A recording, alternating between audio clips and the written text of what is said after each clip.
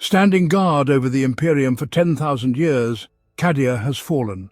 Its last defenders and their allies retreated from the dying planet, pursued by the legions of Abaddon, the Despoiler. Among the fugitives is Archmagos Dominus Belisarius Cawl, who in ancient times made crucial promises. He is transporting a sarcophagus containing an extraordinarily important cargo for all of humanity. And when hope had nearly faded and the Despoiler's legions were ready to flood the remnants of the Imperial army like a black wave, a united contingent of Eldari from the craft worlds and their dark kin came to humanity's aid. But who were these representatives of an ancient race who forged such unusual alliances? And who led them that day? This story will be told in the following narrative, dedicated to the events of the impending storm. Cries of excitement swirled through all of Commorragh. In the Crucible arena, a grand performance was beginning. Lilith Hesperax and her cult of strife were performing. Over 1 million spectators had gathered on the stands, and attendance had cost them dearly. Some had given thousands of slaves, others their estates, and some simply paid incredible sums of money. But it was worth it, for a truly grand feast was in preparation. After the cult of strife raided the planet Valador, the mistress of the Crucible obtained truly rare specimens for combat. This former Eldari world of Duriel had become home to a primitive young race, humans. Valador found itself on the brink of annihilation from the simultaneous attack of 2 Tyranid hive fleets, and was then finished off by an alliance of Dark Eldar and their kin from the craft worlds. Before the planet met its bloody end in the flames of the Eldari doomsday device known as the Fiery Heart, the witches of the Cult of Strife captured several large broods of Tyranids and began breeding them for arena battles. And it was these bloodthirsty creatures that Lilith Hesperax intended to unleash today from their stasis cells in honor of the Night of Revelations festival. Although the Tyranids were extremely dangerous creatures, practically impervious to pain and devoid of fear, their appearance was not the main event of the evening. Something else was causing an incredible frenzy, even by the standards of the inhabitants of Commorragh. It was said that among the gladiators was a warrior who had risen from the depths to the very top under the patronage of Lady Malice herself, the former lover and now relentless rival of Asdrubal Vecht. This warrior was so popular that even a troop of harlequins had arrived to witness her performance. Rumour had it that she could compete with Hesperax herself, which greatly excited the latter. Such a challenge usually meant a death sentence for any, even the most skilled warrior. Lilith, already the best among her kind in the art of death, dealt with such challenges with special ostentatious cruelty. Nevertheless, many saw something special in the new contender, something hidden from the curious gaze of the spectators but felt by all. In Commorragh, she earned the nickname Daughter of Shades. The Corsairs, whom she once led, addressed her as their mistress and knew her as Amarok, while the Eldari of the craft worlds, among whom she lived for quite a long time, called her Yvraine. This tall and majestic woman was well regarded among the upper echelons of society, and the fact that she was not a native of the Dark City only added to the contradictions surrounding her figure. She earned her fame for her ability to instantly shed the veil of elegance, impeccable manners, and cold arrogance, transforming into a furious hurricane of violence, slitting the throats of those who incurred her wrath. Such outbursts of rage, for instance, took place on the bridge of her corsair ship, La Nathrial, in the trophy room of Archon Abrahak, and even in the residence of the seers of Biel-Tan. For most of the population of Commorragh, such a character was the main indicator of her worth, for which she was loved in that place. Meanwhile, the show in the arena was already in full swing. After the Witch and Hellions, as well as Lilith and Yvraine, almost playfully slaughtered the Tyranids, several captive Astartes were released into the arena. These warriors had only knives as weapons, yet before perishing under the whirlwinds of blows, they managed to take the lives of 13 witches with them. Soon the event began, for which even the city's ruler, Asdrubal Vecht, arrived to watch from his personal ship. Yvraine and Lilith clashed in combat. At first it was unclear who held the advantage, and Yvraine even managed to push her opponent back. However, Hesperax did not bear her title of Queen of the Arena for centuries without reason. Soon she severed the Eldari's arm and then pierced her chest with one of her daggers. The crowd roared, but the fight continued for the entertainment of the audience until everyone had to involuntarily fall silent in amazement and horror. When the last breath left Yvraine's chest, a sphere resembling a small sun rose from the blood-stained sands of the arena and enveloped her body. Her eyes became milky white and emitted a soft, cold light. She screamed as if possessed, for she felt her consciousness changing forever. The worries and concerns of her past life faded, making way for something incomparably greater. She could not, and indeed did not want to, resist it. That was when she first beheld Ynnead, the newborn god of death of the Eldari. He appeared before her as a star emerging from a crystalline moon, only to transform in the next moment into constellations of a myriad suns, forming the silhouette of a magnificent face of the deity, a deity that gazed directly into her soul. Just one probing glance from him was enough for her to wholly and completely devote herself to Ynnead at that moment. At that very same moment, but on the other side of the galaxy, the disrupted ritual to awaken the god, conducted by Eldred Ulthran on the moon Coheria, was invisibly intertwined with Yvraine's fate.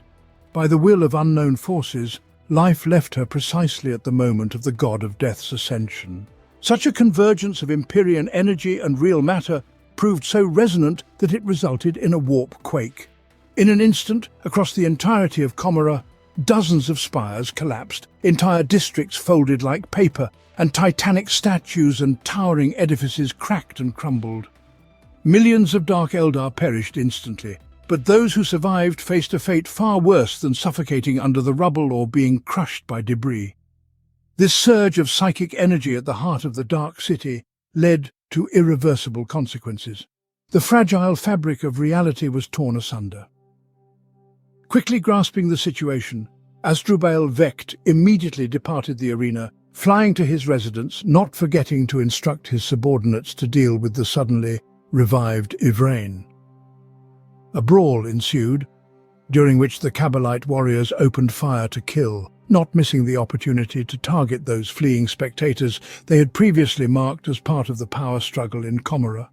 Part of Yvraine's remaining followers clashed with the incubi, while another part, along with their mistress, sought to leave the city as swiftly as possible. Cutting down enemies left and right, a power-infused Yvraine, along with 24 wits, fought their way to the edge of the arena, where she demonstrated her new abilities. When the Kabbalite Vecht forces blocked their path, a furious otherworldly scream erupted from her throat, felling unconscious soldiers to the ground. Their comrades were stunned and fled.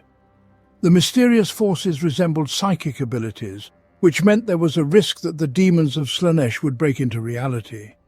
They did not yet know that this had already happened, and that a large-scale demonic incursion was gaining strength independently of external conditions. Comera, once an impregnable and concealed fortress of the Dark Eldar, was ablaze. Chaos reigned everywhere. Spires collapsed, burying hundreds of Eldari beneath them, who in turn used the turmoil to settle old scores or profit from looting. The youngest Hellion gangs sought to make a name for themselves by targeting especially interesting prey. One of such ruffian groups tried to attack Yvraine, but she quickly dealt with them with her soul-draining blade.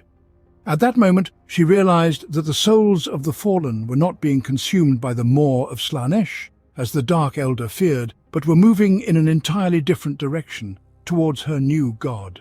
Yvraine moved away from the place, where a sealed portal known to few as the Cain's Gate had existed since time immemorial.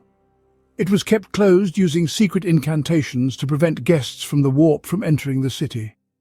Desperately eager to break into the material world, the hungry, otherworldly entities howled louder and more insistently. Their threat became so pronounced over time that Vecht had recently decided to gift the once valuable territory to his rivals, of course, under the guise of a generous gift. When the Dark City was shaken by disintegration, the dungeons near the Cain's Gate collapsed and killed the pariahs confined there, whose presence had prevented the formation of a warp tear. After this, The gates heated up to a white-hot state and burst like an inflamed boil.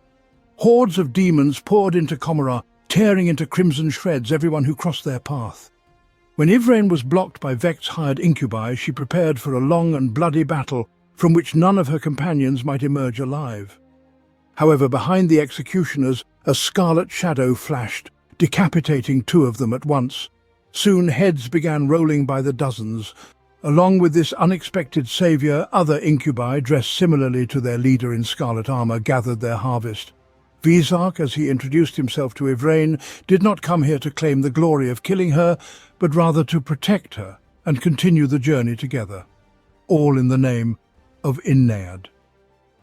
The reinforced squad persistently advanced toward the docks of Commorragh, where Yvraine's former flagship, the Lanathrial, was moored. Comrades fended off all sorts of hunters, hounds, and even battled a cavalcade of blood-stained demonettes. Eventually they did reach the dock where the ally ship was moored. Wielding his howling blade, Visarch and his accompanying guards fought alongside Yvraine a dozen times, and each time it was their intervention that saved the day.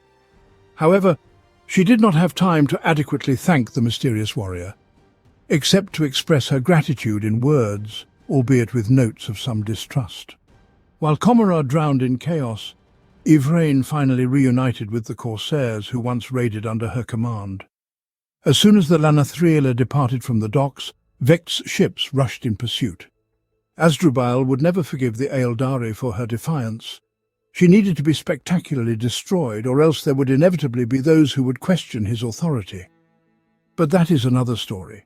From the course the Lanathrial took, it was clear that it was heading towards the arterial webway portal revealed above Commorragh.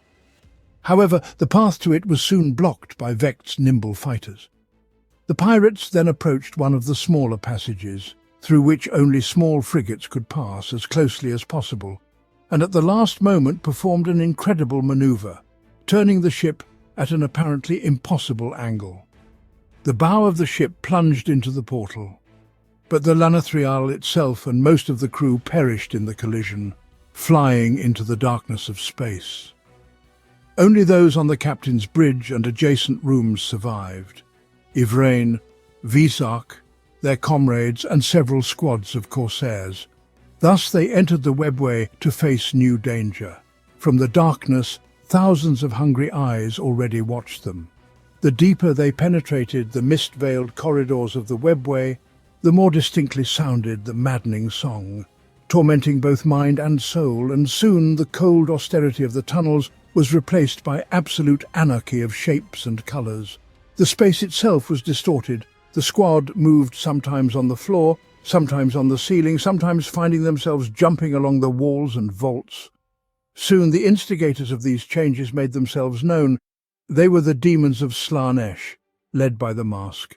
They outnumbered Yvraine's warriors several times over, and had already managed to surround them, while they, helpless like blind kittens, tried to find a way through the endless and distorted webway. Salvation suddenly came in the form of a Harlequin troop. From the fog, from the ceilings of the tunnels, these deadly Ealdari started to appear in bursts of colour, one after another. Seeing the dancer warriors, Yvraine and her comrades were heartened. Blood flowed like a river. The slain demons evaporated in clouds of pale purple mist. On the left flank, incubi led by the Visarch literally cut their way through the crowd of shrieking demonettes, while on the right, the Harlequin Shadowseer used her sorcery to turn enemies against each other. Even the otherworldly creatures could not resist her will. In the centre, the Dark Eldar led by Yvraine slowly but surely moved into a counterattack, pushing back the enemy ranks. It was obvious that the ambush of Slaanesh's Mask had failed, and thus the former favourite of Slaanesh quietly withdrew from the battlefield. When the last demonette was banished, the Harlequins of the Midnight Sorrow Troop and the followers of Yvraine formed an alliance. Together, they were heading to Biel-Tan, the artificial craft world, whose inhabitants sought to unite the fragmented Eldari race. Everyone else considered this endeavour hopeless, but it was precisely why Biel-Tan could become a valuable ally on their journey, for Yvraine clearly understood the mission before her. As the newly formed allies made their transition through the webway, Slaanesh's Mask was not wasting any time. She also managed to form an alliance, though far more unexpected than could be initially thought. Her ally was an exiled greater demon of Khorne Skarbrand. Ironic, considering that the followers of the Blood God and the Prince of Pleasure, much like their masters, could not stand each other. Nevertheless, the fates of these demons were very similar. Both had sinned against their masters and had been banished, now spending eternity trying to regain their god's favour. Slaanesh understood why Yvraine was heading to Biel-Tan, and if stopping them on hostile territory, namely the Webway, had failed, then a preemptive strike was necessary. The plan was to awaken the sealed obsidian gates on the planet Ursulia, leading directly to the artificial world of the Aeldari. Not long ago, Ursulia had been a green paradise, beautified by the ancient race, but now it had changed beyond recognition under the march of two demonic invasion legions. They had drunk their fill of the blood of the local settlers, destroyed their homes, and toppled the spires of their towers. Beautiful waterfalls had turned into crimson glass, and skulls littered the once fertile plains. Thousands of warriors of Biel-Tan had landed on Ursulia's ground to prevent an invasion of their home, understanding that if it were desecrated, it would inevitably perish. Dozens of ships hovered in the skies and in orbit, delivering death and burning whole cohorts of Dark God's servants. However, stopping their advance proved impossible. Skarbrand literally swept away the squads of aspect warriors that blocked his path to the gate. Soon his axes crashed against the arches, the runes upon them igniting with the corrupted energy that overflowed. With a heavy heart, Autarch Millennial commanded the Eldari ship's cannons to unleash their full might upon the obsidian gate. Before the gate fell into ruins, Skarbrand, the Mask, and some of his followers managed to slip through the portal, thus achieving their goal and invading Biel-Tan. There, the Demon of Khorne found an equal adversary in the awakened avatar of Cain. In a fierce and furious battle, the monstrous opponents ultimately slew each other. Phoenix Lord Jane Zar led a counterattack of the Howling Banshees against the demonettes of Slaanesh, but the Mask managed to escape. She made her way through the Wraith Hall, summoning more demonettes as she went, to continue their lascivious slaughter in the corridors of the craft world, and to delay the pursuing Howling Banshees. Finally, she reached the Iron Hall, where once sat a statue of Cain on a throne, now battling the demons of Khorne. The Mask drove her claws into the sensitive psychoplastic structure, thus bringing warp contagion into the very fabric of Biel-Tan. Her triumph, however, was short-lived. Jane Zar's spear found its mark at last, pinning the servant of the Lord of Excess to the ceiling. As the defenders of Biel-Tan finished clearing the segments of their artificial world of the remnants of demons hiding in the shadows, Yvraine and her retinue arrived on the ship. They were received, though without much enthusiasm. The dark Eldar armour amongst the squad inspired neither trust nor respect, and their motives were at best murky. Nonetheless, Yvraine was granted an audience at the council, largely thanks to the patronage of Jane Zar, whose authority that day was entirely on the side of the harbinger of Ynnead, and all dissenters were forced to hold their tongues and listen. In her fiery speech, Yvraine spoke to the assembled Eldari about a new hope for their entire race. A new god, a god of death, destined to overthrow Slaanesh and forever break his grip on the throat of their once proud and great race. The souls of the dead would no longer need to be stored in artificial vessels, and the souls of the living would no longer be under the eternal threat of being consumed by the greedy deity, protected by Ynnead. To fully awaken the god of death, there were two paths. The first, rather marginal, was for all Aeldari to perish to the last, so that their souls would unite in harmony and form a powerful energy stream in the army. The second way was more realistic and far less tragic. It was necessary to gather for a special ritual 5 blades, which, according to legends, were forged by the smith god Vaul from the fingers of the severed hand of the crone Morai Heg. That is why the Inari came to Biel-Tan. One of the blades was now held by Yvraine, presented to her as a gift by the Vizarch, who had battled for it with its former owner, an incubus in Comora. The second one was right here, hidden deep within the wraithbone of Biel-Tan, but extracting it threatened to destroy the entire craft world. The vision of their homeworld's demise ignited anger in the hearts of many gathered. The tension was further escalated by the fact that with each passing hour, all souls on Biel-Tan risked increasingly becoming victims of the curse imposed by the mask. Even the mighty Jainzar could no longer maintain order, and that was when Yvraine understood that it was time to act. She gathered a surge of energy into the crimson gauntlet that Ynnead had granted her in place of her severed hand, and plunged it deep into the wraithbone of Biel-Tan, penetrating into the heart of the world, and the world did not resist her.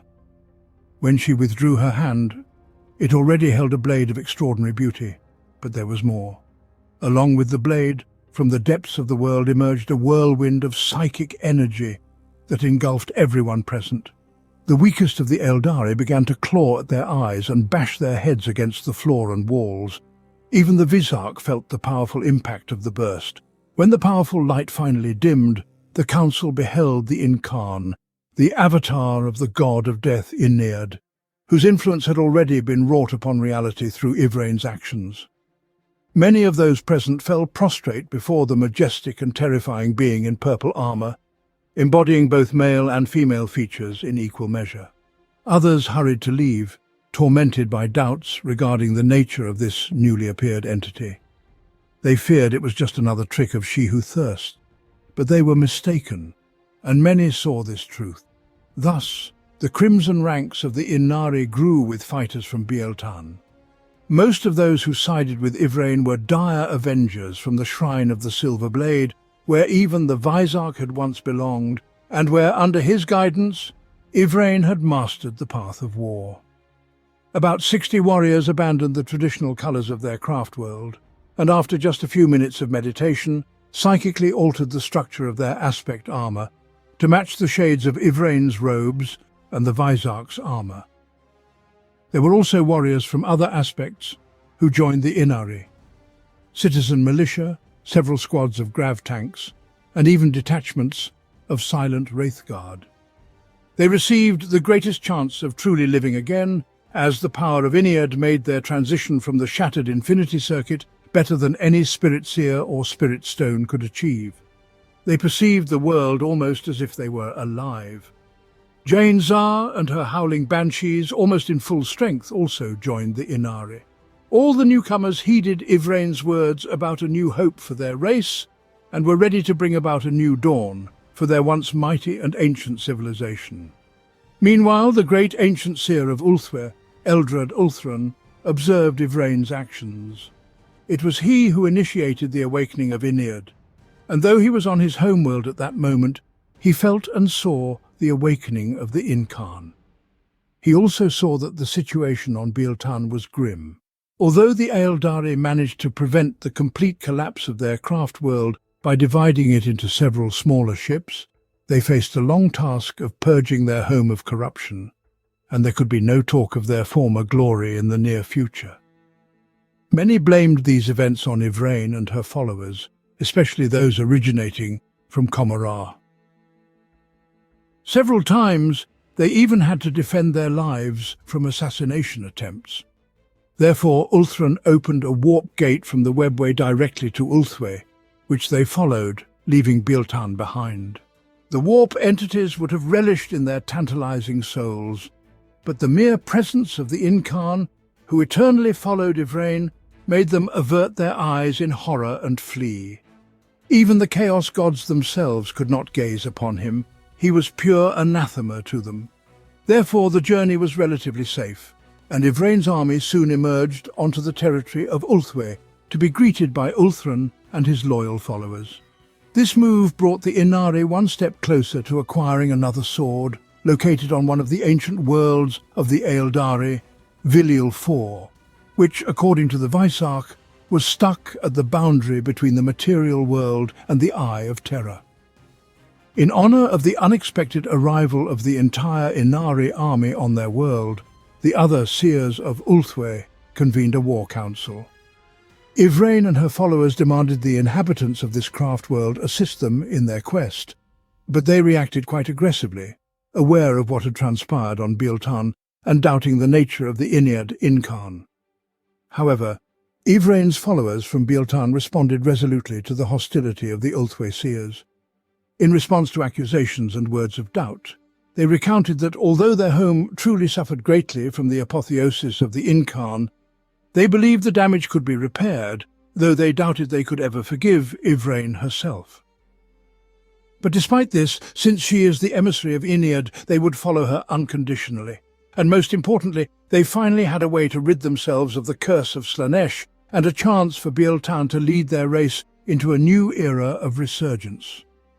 While many of them used to consider this endeavour futile, and none would admit it, as it would bring shame in their militarised society, now there was real hope for success.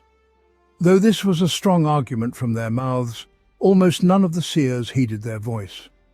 Instead, the seers of Ulthwé asked whether they spoke on behalf of their entire craft world, or as the Inari. The Reborn, as they now called themselves, offered no response. Their silence spoke for itself.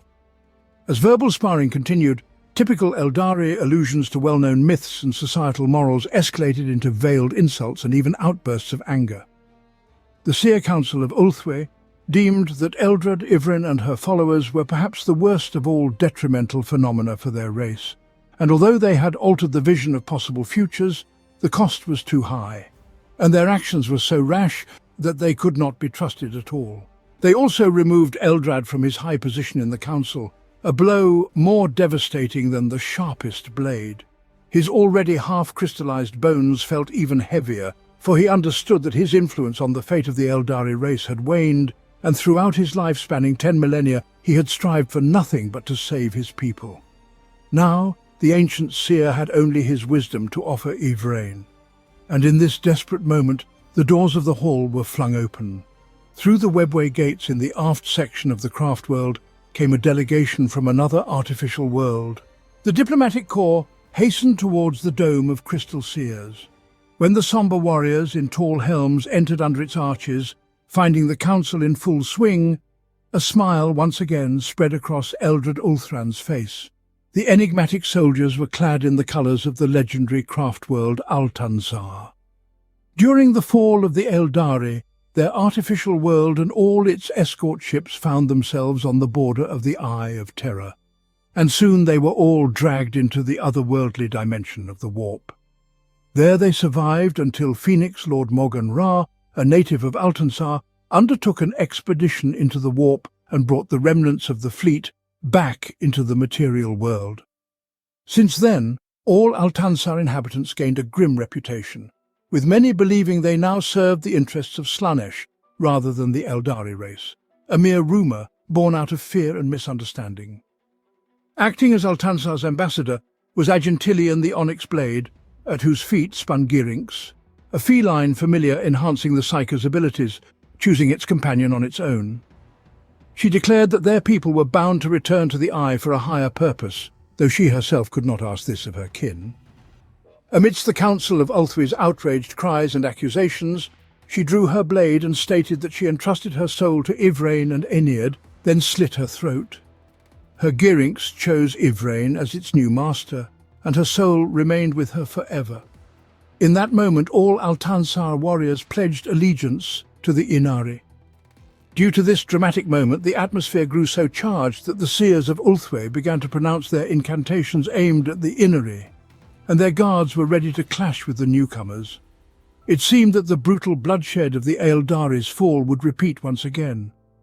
The avatar of Ynnead, the incarnate, was already heading towards the podium, ready to crush the foolish seers. Violence and bloodshed were averted at the last moment, thanks to the timely intervention of the Harlequins from the Midnight Sorrow Troop. Accompanying them was an old seer, clad in simple black garments. Now, the Ulthwé's Seer Council was completely astounded. Before them stood the legendary Kisadurus, the Anchorite, the wisest of Ulthwé's seers. He had returned from voluntary exile to address his people at this decisive hour. In a creaking voice, akin to the cawing of an ancient raven, he declared that the Eldari stood at a crossroads of fate. Whether the seers of Ulthwé willed it or not, the divine destiny of the Inari was to persevere. Otherwise, yet another craft world would die and never be reborn. Thanks to the intervention of the Harlequins and the ancient seer, the Inari received reinforcements and managed to continue their path, which now lay towards Velial 4. There the forces of the homunculus covens of Comora awaited them. They yearned to dissect Yvraine on their tables to extract the very power she had displayed on the sands of Crucibail. Moreover, Asdrubal Vecht was rapidly losing his authority in the Dark City, and in a bid to retain it, he claimed that Yvraine was allegedly already in his grasp, imprisoned within the palace's dungeon. The homunculus covens had been paid vast sums, and there was no room for error. A fierce battle ensued, but as if that were not enough, the Inari were also attacked by the demons of Slanesh. They sought to feast on the souls of the stretched Eldari ranks, and the power of the incarnate was not feeding off the warp in this place, hence the overconfident creatures were sure of their victory over him. From one place to another, the Inari were falling. The incarnate clashed with a monstrous keeper of secrets. Wherever the souls of the Eldari left their bodies, Yvraine appeared, consuming them, and thereby protecting the souls from the hungry maws of the demons. At the decisive moment, she and the incarnate managed to draw forth the blade stored in the essence of this world. With the new weapon, the avatar of the god of death slashed the menacing keeper of secrets from groin to throat. Yet the situation was grim. Another faction came to the aid of the Inari, the Eldari from the craft world Ynnead. Their wraithguards surrounded the Inari and their allies from Ulthwé in a dense ring. Many of them gave their lives for the last time as the leading spirit seer opened a portal, sparkling with golden light.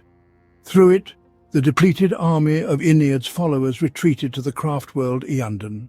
The guardian of Ynnead was Prince Iriel, once a young aristocrat and talented military leader.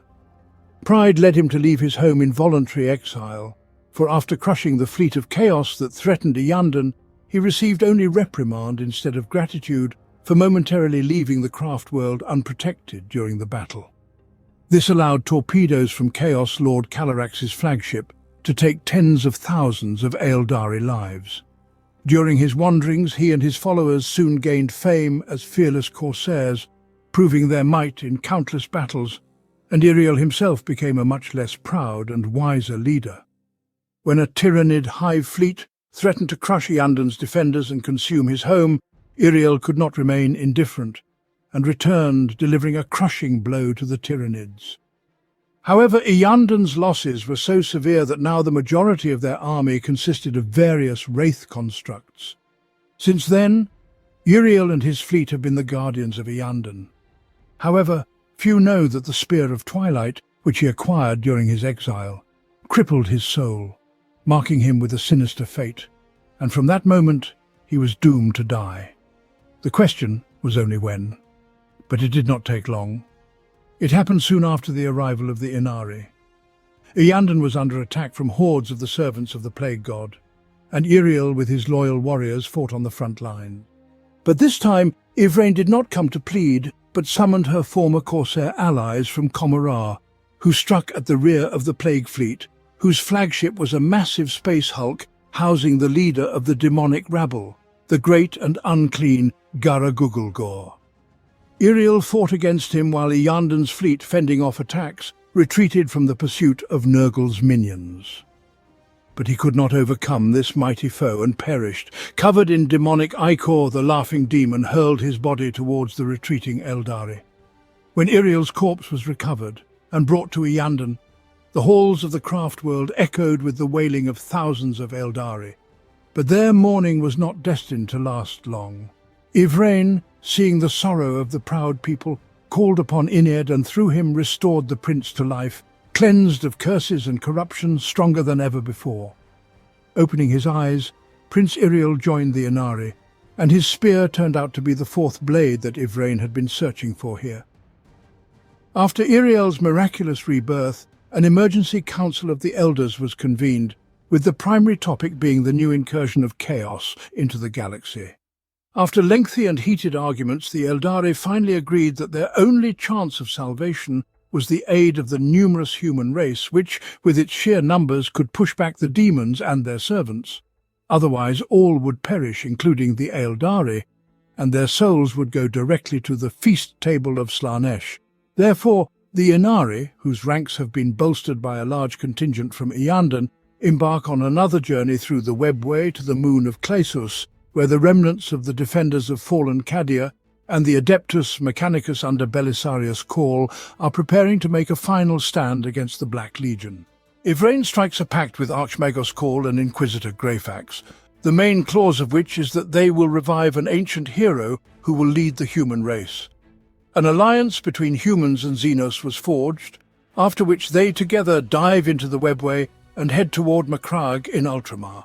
But will the Inari be able to bring hope to the human race as well, or will their efforts be in vain, allowing the march of chaos to engulf the entire galaxy?